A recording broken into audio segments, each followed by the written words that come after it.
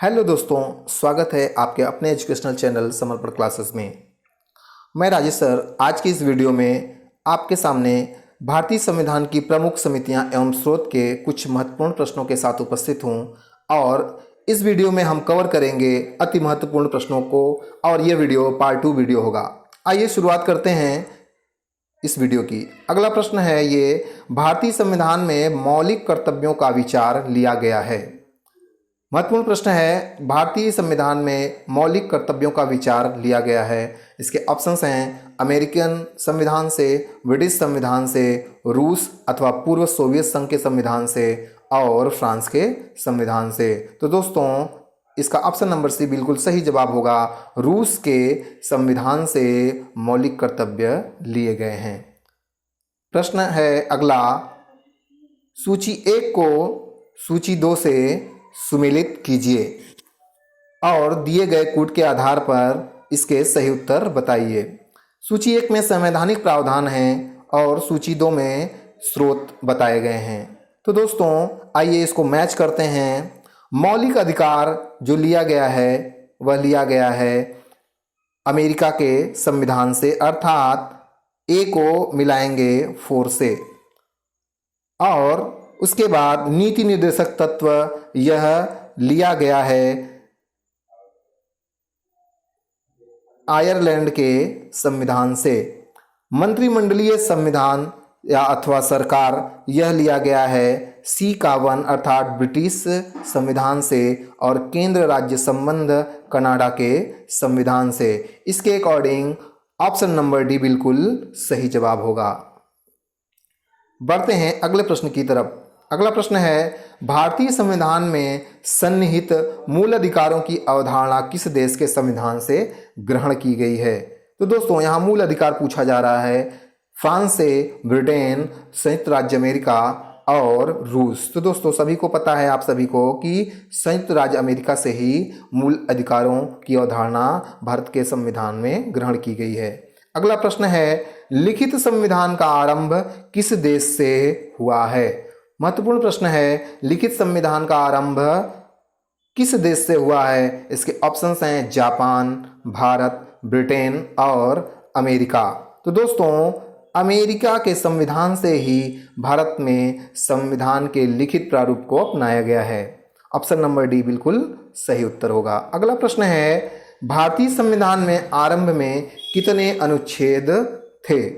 420, 380, 395 और 270। महत्वपूर्ण प्रश्नों में से है ये प्रश्न, बार बार पूछा जाता है एग्जाम्स में कि भारतीय संविधान में आरंभ में कुल कितने अनुच्छेद थे। तो दोस्तों आरंभ में भारत के संविधान में कुल 395 अनुच्छेद थे।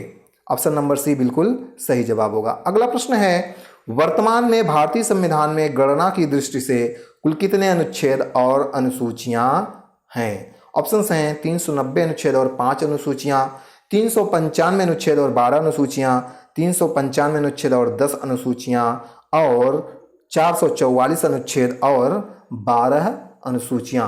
तो दोस्तों 395 अनुच्छेद और 12 अनुसूचियां वर्तमान में कुल भारत के संविधान में शामिल की गई, अर्थात ऑप्शन नंबर बी बिल्कुल सही जवाब होगा। अगला प्रश्न देखते हैं, वित्त विधेयकों के बारे में विशेष उपबंध किस अनुच्छेद के अंतर्गत किया गया है। तो वित्त विधेयकों के बारे में विशेष उपबंध किस अनुच्छेद के अंदर किया गया है।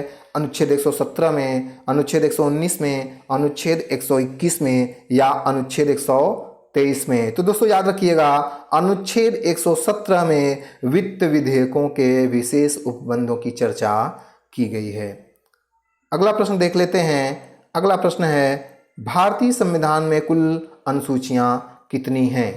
भारतीय संविधान में कुल अनुसूचियों की संख्या पूछी जा रही है 12, 16, 8 और 10। तो दोस्तों याद रखिएगा, भारतीय संविधान में कुल अनुसूचियों की संख्या 12 है। ऑप्शन नंबर ए बिल्कुल सही उत्तर होगा।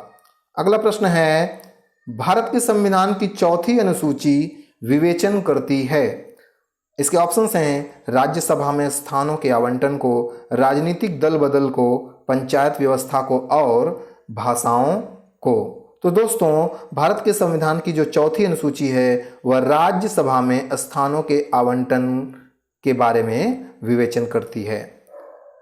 अगला प्रश्न है, सूची 1 को सूची 2 से सुमेलित कीजिए और सूचियों के नीचे दिए गए कूट को सही उत्तर से मिलाइए।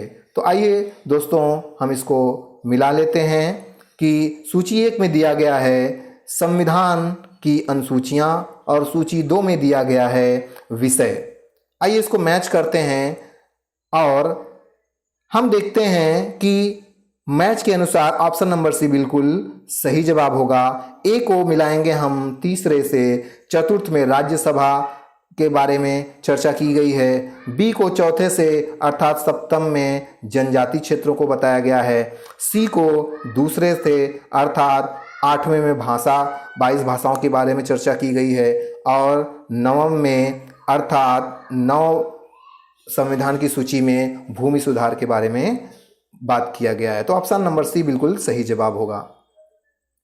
अगला प्रश्न देखते हैं, राज्य भूमि सुधार अधिनियमों को संवैधानिक सुरक्षा प्रदान करने हेतु सम्मिलित किया गया है 7वीं अनुसूची में, 9वीं अनुसूची में, 8वीं अनुसूची में और 10वीं अनुसूची में। तो दोस्तों राज्य भूमि सुधार अधिनियम जो है यह 9वीं अनुसूची में सम्मिलित किया गया है। ऑप्शन नंबर बी बिल्कुल सही उत्तर होगा।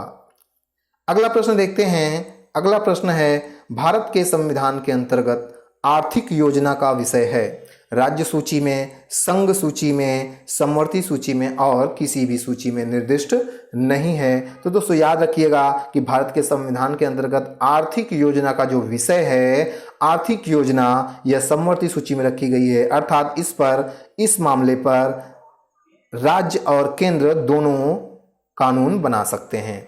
तो ऑप्शन नंबर सी बिल्कुल सही जवाब होगा। अगला प्रश्न है, निम्नलिखित में से कौन सा विषय समवर्ती सूची का है? पुलिस, आपराधिक मामले, रेडियो और टेलीविजन और विदेशी मामले। तो दोस्तों आपराधिक मामले जो हैं वह समवर्ती सूची का विषय माना जाता है।